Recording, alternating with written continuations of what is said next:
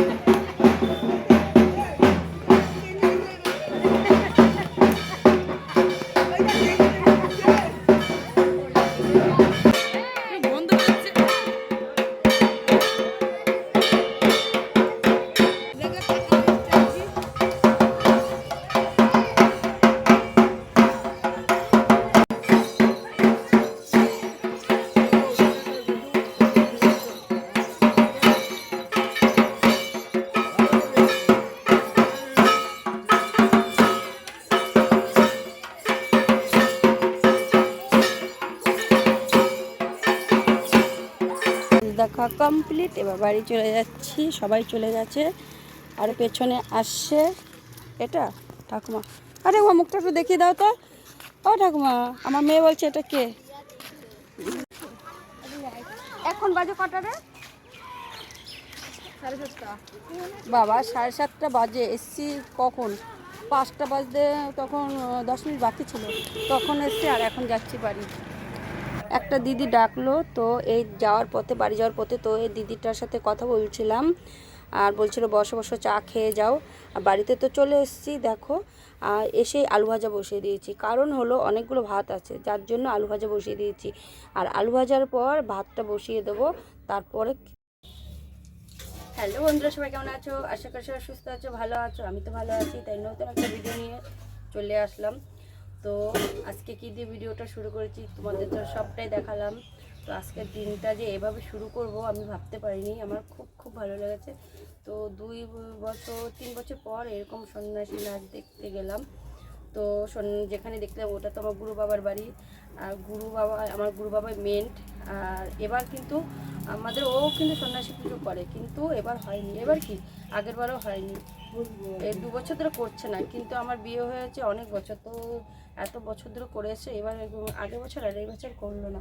তো যাই হোক, আর নাচগুলো তো আমার খুব ভালো লাগলো, অনেকদিন পর দেখলাম। আজকের দিনটা তোমাদের খুব ভালো কাটুক, আশা করি কালকের দিনটাও খুব ভালো কেটেছে। কালকে তো নীল পুজো ছিল, ঠিক আছে। আর চলো তাহলে ভিডিওটা দেখতে থাকো, যতটা পারি তোমাদের সাথে অবশ্যই শেয়ার করব। আর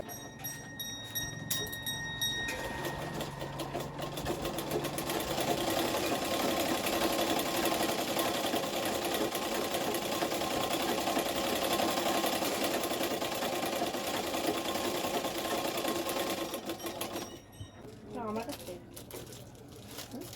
আমার তো বড় কি ভাগ্যবতী কেন দাদু বাবা আছে না, বলছে সারা 5 টাকা করে দিয়েছে। কি করে দিয়েছে আমার 5 টাকা।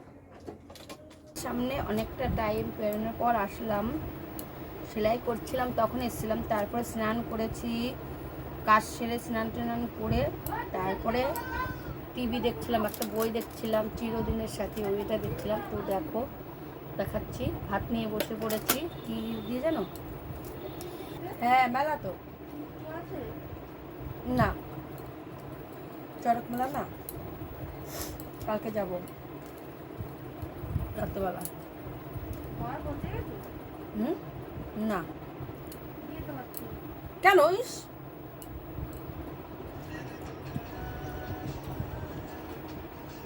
ফোনটা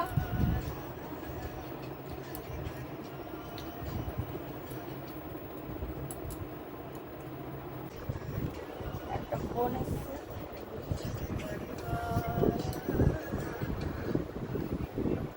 হ্যালো হ্যালো, একটা ফোন এসেছিলো আমার বরের ফোনে, কাজের ওখান থেকে। তো সন্ধ্যাটা তো কমপ্লিট হয়ে গেছে, এখন শুধু ধূপকাঠি ধরাই, ঠাকুরঘর তো মানে জায়গা নেই, এগুলো তুলে রেখেছি। আর পুজো দেওয়া হয় না। আর এখন একটু কটা জামা কাপড় আছে, জামা কাপড় গুছাবো। চলো জামা কাপড় দেখাচ্ছি, পরে আসি তোমার সাথে।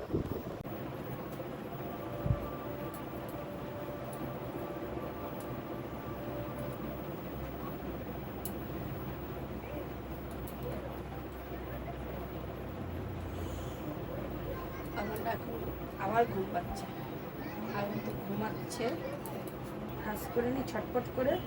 আর জামা কাপড় ভাজ না করলে না, মানে বিকেলের চান টান করে যেগুলো নাড়া হয় কিংবা ধোয়া, মানে যদি জামা ধোয়া হয় সেগুলো ছোটো মেয়ের কোথায় রাখবো।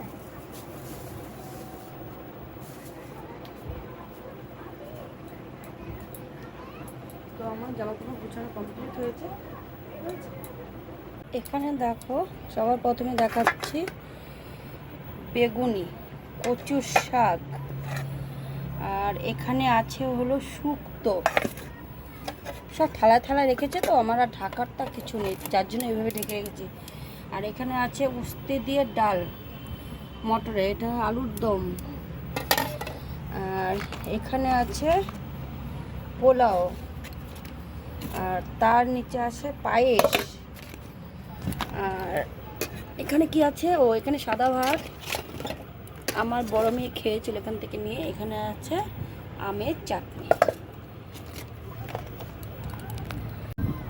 বলো, যার কপালে লেখা থাকে সেটা যেভাবেই হবে, মানে ঘটবে। যেরকম আমি ভেবেছিলাম যে যাব না, নিমন্ত্রণ করেছিল কিন্তু যাব না খেতে, কিন্তু দেখো এটা হলো সন্ন্যাসীদের খাইয়েছে, মানে এগুলো একটা প্রসাদ। তো প্রসাদ আমার বাড়িতে চলে এসছে, ঠিক আছে। খেতে তো হবেই, প্রসাদ মানে ভাগ্যের ব্যাপার। তো এগুলো আজকে খাবো। আর ও তো ঘুমাচ্ছে। আর বড় মেয়ে ওর বান্ধবীর বাড়ি গেল, এই মাত্র গেল, 7:30 বাজে এখন, 7:30 বাজে না, ঠিক আছে। চল, খালি গায়ে ঘুমাচ্ছে।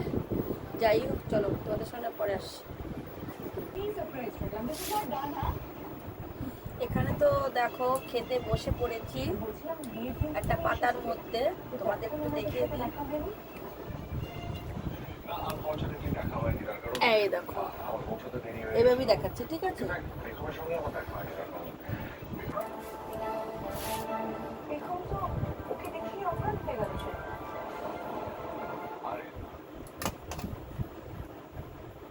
আমি তো ক্যামেরার সামনে খাচ্ছি, আর ক্যামেরার পেছনে খাচ্ছে মেয়ে।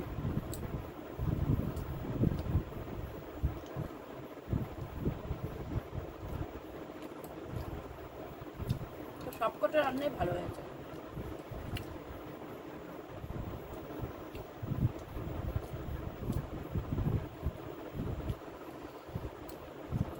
আর অল্প নিয়েছি পোলাও।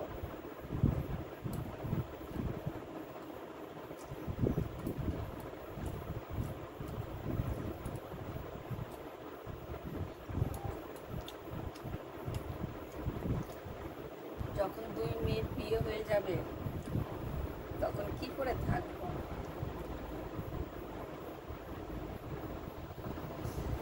কপালে যা আছে তাই হবে। যেরকম কপালে আজকে, এটা আমি একদমই আশা করিনি যে নিমন্ত্রণ বাড়ি যাবো আজকে।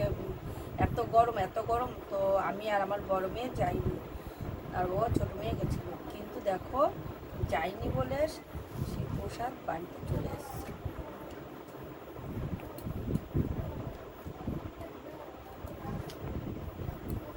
চলো, খেতে পরে আসছি, ঠিক আছে।